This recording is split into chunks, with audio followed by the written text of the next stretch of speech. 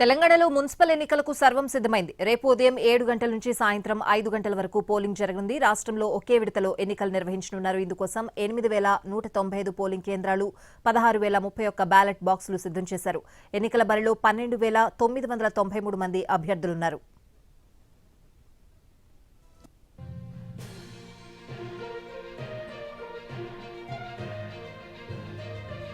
రేపు 7 కార్పొరేషన్ల పరిధిలో 414 వార్డు డివిజన్లు, 116 మున్సిపాలిటీల్లోని 2,582 వార్డులకు ఎన్నికలు నిర్వహించనున్నారు. అలాగే సమస్యాత్మక ప్రాంతాల్లో 25,000 మంది పోలీసులతో బందోబస్తు నిర్వహించనున్నారు. ప్రతి పోలింగ్ కేంద్రం వద్ద వెబ్కాస్టింగ్ ఏర్పాటు చేయనున్నారు. ఈ నెల 13న ఉదయం 8 గంటలకు ఓట్ల లెక్కింపు ప్రారంభం కానుంది.